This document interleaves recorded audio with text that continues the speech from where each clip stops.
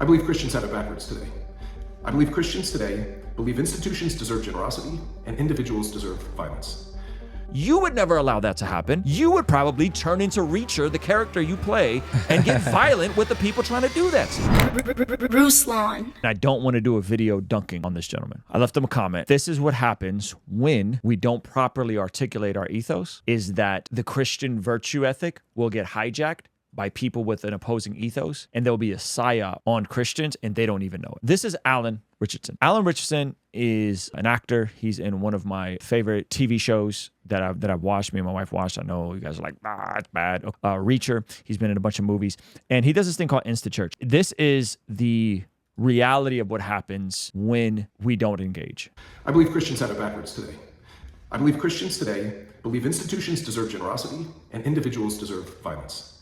Christians got it backwards. They believe institutions deserve generosity and individuals deserve violence. Interesting. Okay. So out of the rip, his definitions are messed up. Okay. Because he's not using violence in terms of physical force against other people. He's not talking about a crusade. And he's using generosity. Later on, he does define some of his terms, but the majority of the time, he's just using really wonky terms. And so, again, I really like Alan. This is why I'm making this video. I think the opposite is true. I think institutions deserve scrutiny and regulation, and individuals deserve generosity. And I believe that informs my worldview, and I believe that is the worldview that the Christian ethic calls us to. I believe institutions are fertile ground for oppression, for marginalization, and for victimizing those who are weak or voiceless. And I believe that we're called to stand up for those people. And that in order to do that, we have to go out into the world and look at the institutions and where the power has shifted away from the individual and regulate that, scrutinize that, create a new kind of system or order that brings fairness back to the individual. Okay. Create a new system or order that creates fairness back to the individual. Okay. Okay. Now, I think what he's missing, unfortunately, is that institutions are just made up of people.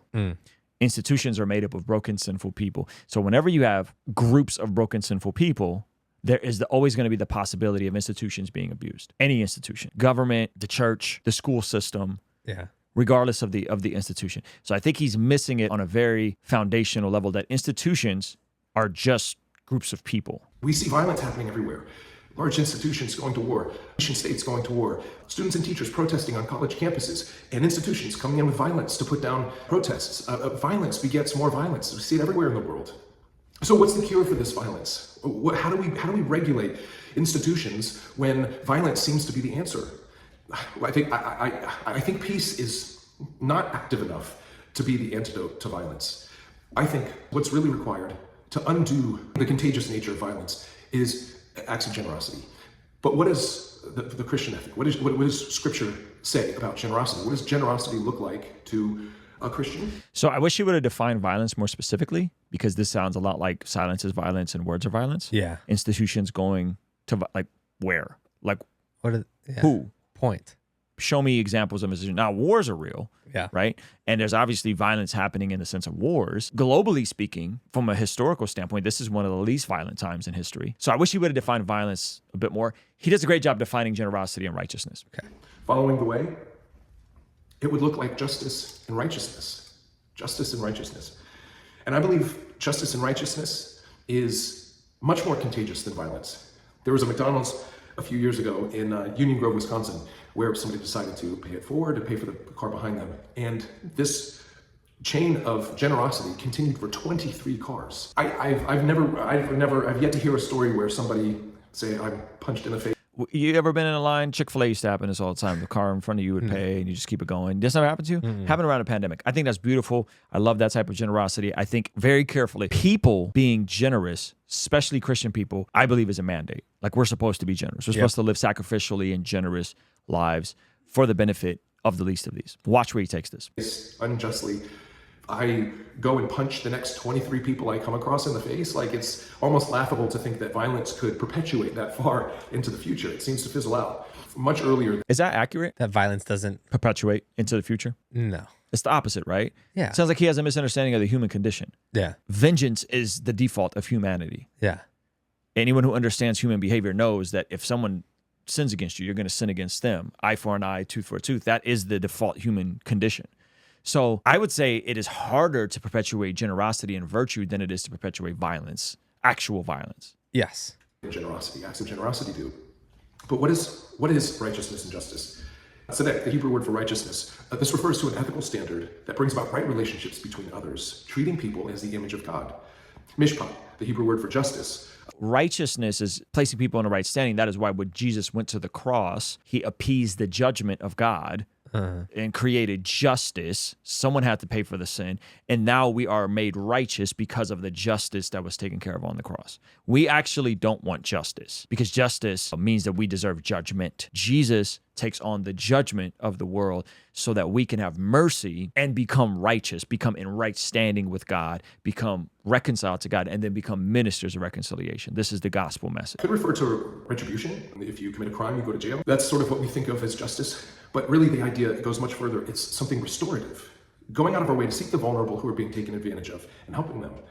It's much more than charity, though. It means advocating to change social structures that prevent injustice. Advocating to change social structures to prevent injustice. Wow. Advocating to change social structures. He doesn't define which social structures, and he doesn't give you any meat to what he's actually talking about. And then he goes on to rail against fellow Christians. So again, I believe Scripture is calling us to confront institutions that have taken power away from individuals, have marginalized people, to create change that brings about peace through generosity. I think generosity is the antidote to violence. And it means standing up to institutions. Some scripture that I think unites these ideas. Psalm 112:5 says, "Good will come to those who are generous and lend freely, who conduct their affairs with justice." Proverbs 31:8-9 says, "Speak up for those who cannot speak for themselves, for the rights of all who are destitute. Speak up and judge fairly. Defend the rights of the poor and needy." Jeremiah 22:3. So if we go to the prophets, what do they say? "Do what is just and right. Rescue from the hand of the oppressor, the one who has been robbed. Do no wrong or violence to the foreigner, the fatherless, or the widow." The foreigner, the fatherless, or the widow. Now, first of all, the people that are often packaged as marginalized are not fatherless and widows in our society today. Fatherless and widows were marginalized because they were financially destitute, because there was no man to provide in the patriarchal system that was ancient Israel. I see what you're saying. You see what I'm saying? Yep. So who do we call marginalized today? Folks whose dad died in war and now they're destitute and homeless? No. Right? Yeah. So any group today, any minority group today, and I'm not speaking of ethnicity, I'm saying any group today can say we're marginalized. Women don't have rights to their bodies because Roe v. Wade got overturned. We are marginalized. Yep. You don't like it when I kiss my girlfriend in front of your children, and we're marginalized. You think that kids shouldn't be given puberty blockers, and therefore we're marginalized. You don't think biologically born men should compete against women. We're marginalized. That is not what the scriptures are talking about. That is not who they're talking about. When you're talking about fatherless and widows, you're talking about people in dire, destitute situations because the father, the patriarch of the household, died and there's no one to take care of them. That is why the scriptures call us to care for the widow and the orphan. Yeah. Now, do we want to extend that mercy to the single mother? Sure. But if that single mother has a pattern of self-destructive behavior, that single mother may need boundaries. Yeah. She may need healing. She may need counseling. She may need an accountability group. Do we extend that to the dude that's addicted to drugs? Sure. But that dude may need treatment. He may need abstinence. He may need to cut off certain people. He may not be able to have a smartphone for a while. He may need to go into treatment. So how we do this restorative justice is not the way you're comparing apples to oranges. Yep. And not everyone that is at the bottom is there because of an unjust system.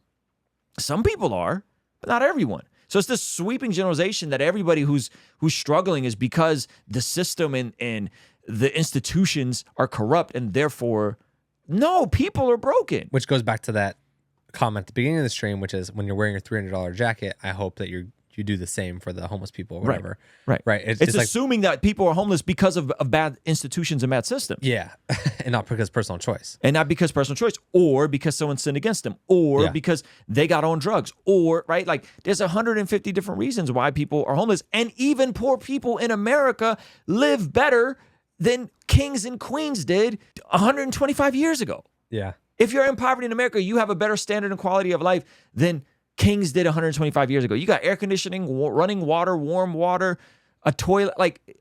This is like, it's incredible. We access to high caloric foods. You can be fat and poor in America. Yeah. Think about that for a second. Yeah. Do no wrong to the foreigner, the fatherless, or the widow. When I think about that, I think about politics. And when I think about this, I think about an entire platform by those who mostly claim to be Christians, who are doing the exact opposite of this with their voting power, who are trying to do violence to the foreigner, who are not helping. Who are trying to do violence to the foreigner. Why? Because we want borders. Yeah. Especially if you're an immigrant who came here as a refugee, came here legally, and you desire to have borders. You don't think that people should be caught and released in America with no accountability of going and proving their asylum. Yeah. Versus being caught and released into Mexico. You therefore are causing violence to foreigners. This is what I was talking about where Jordan Peterson said, we don't know how to communicate our ethos. Yeah. Because then it will be hijacked, and these values, generosity, care for the widow, care for the orphan, will be hijacked with ideologies and worldviews that are in complete opposition to Christianity. The fatherless, who are making victims of widows. Do no wrong to the violent. Do no wrong or violence to the foreigner, the fatherless, or the widow. This is the kind. How about the marginalized that get deleted before they have a turn to be born? Alan, unfortunately, does not extend that type of dignity to the unborn. He's pro-choice. So you're okay with legally, he would say personally, I would never do that. Yeah. So, but you're okay with legally the slaughter of unborn babies. But God forbid we want the immigrant that comes over here illegally to be held accountable or sent back until they can get their stuff taken care of. These are unjust scales. Who's more vulnerable? Mm-hmm. Who's more marginalized? You have to go back to your house in Mexico and not have a house in the United States. Right. Versus you don't get to have an opportunity at life. Right. Right. That's the part that doesn't make sense. Of generosity that we are called to. And it's for everybody. It's not just for believers. It's not just for those who have been indoctrinated into the church. It's not just for those who are American or fit your nation state or fly your flag. It is for everybody. If you want to see violence flee the world, be more generous to everybody. That is the Christian ethic. That is what I don't see happening. And when I speak up about it in my own ways, I'm met with violence.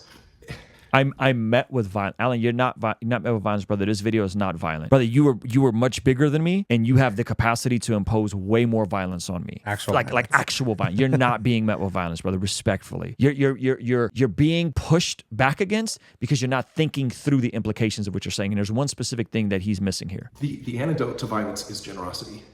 Generosity is owed to individuals, not to institutions. Generosity is owned to individuals, not to institutions. Here's the issue, though, Alan. You don't get to be generous with other people's money. You don't get to be generous with other people's stuff. I don't get to say, Alan, generosity is the antidote for violence, so I elect your house to be opened up to all the migrants that have came over from California. They're all going to your house. That would be unjust. This is why we have locks on our doors. The issue with the conclusions that you're making in this video is that those who oppose the government running open borders, the government allowing the slaughter of babies, the government having people taxed at exorbitant tax rates and then squandering the money. Look at the $3 billion that was squandered in LA County to fix the homelessness issue. I'm assuming he probably has a place in LA. Those that are against that are not wrong. They just have a different perspective based on how incoherent the position is. The government's job is actually very specific. Romans 13 gives us a little glimpse of what the government's supposed to do. Let everyone be subject to the governing authorities. For there's no authority except that God which is established. The authorities that exist have been established by God. Consequently, whoever rebels against the authority is rebelling against what God has instituted. So it says here that God has instituted the government. And this is under an oppressive Roman regime. And this is what Paul is saying. God has instituted the government because God is ultimately sovereign. And those who do so will bring judgment on themselves. For rulers hold no terror for those who do right, but for those who do wrong. But you want to be free from the fear of authority, then do what is right, and you will be commended. For the one in authority is God's servant for your good, but if you do what is wrong, be afraid, for rulers do not bear the sword for no reason. The government is there to bear the sword against unrighteousness. That's what the government is there for. They're God's servants of wrath to bring punishment on the wrongdoer. That is scripturally what the government is there for. The government is not there to build some crazy utopia where we have open borders and we could take your money, Alan, and just give it away to whoever we want to and open up your house and let all the migrants come there. That's not what the government has no right to do that. You would never allow that to happen. You would probably turn into Reacher, the character you play, and get violent with the people trying to do that to you, right? So if the government has no right to do that, verse 5, it says, therefore, it is necessary to submit to the authorities, not only because of the possible punishment, but also as a matter of conscience. Okay, this is why you should pay taxes, for authorities are God's servants who give their full time governing give to anyone what you owe them. If revenue, then revenue. If respect, then respect. If honor, then honor. Again, the issue is the government wields the sword to punish the wrongdoer. That is scripturally, that is the primary role of the government, to wield the sword to punish the wrongdoer. It is not there to take other people's stuff and give it to marginalized groups and open borders and let people come in and do whatever they want with your stuff. That is not the point of the government. That is not the role of the government. That is the paradigm, and I'm going to say something, you guys aren't going to like it. That is the paradigm of a Marxist-infused worldview. Yeah. You think the state is here to create a utopia. You know what would happen? It would be more corrupt because there's the government and the politicians are still corrupt people in corrupt institutions. So you're going to take one group of corrupt institutions to control another group of institutions, and you're going to get more corrupt institutions and more quote unquote violence, except now the violence is going to be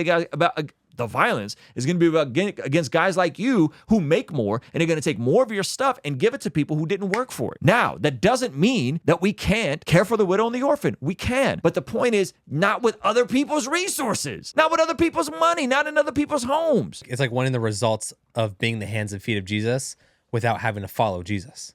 Yes. It's like, oh, can we just make a law or something that you don't got to actually love Jesus and be the hands and feet of Jesus. Right. We'll just do something for you. Yes. And so when Jordan Peterson said, we got to get better at articulating the ethos, no one's pushing back in this dude's real life, and anyone who does, he thinks is committing violence against him. Yeah. Sit down and talk to someone that's actually has a coherent worldview and actually will push back against both those who have been wrongfully convicted and the unborn. Both and need to be required. And I think he is railing against the very people that are statistically the most generous people. The people you're angry at, are literally giving the most to widows, orphans, people who are hungry, people who need clothes, people who need shelter. Statistically, conservative Christians, by and large, give the most amount to any institution's charity, nonprofit, you name it. All of these things are done primarily by Christians. They're not done by secular atheists. They're not done by humanists. They're not done by liberals. They're not done by progressives. It's Christians who sacrifice their own money to do the most amount of good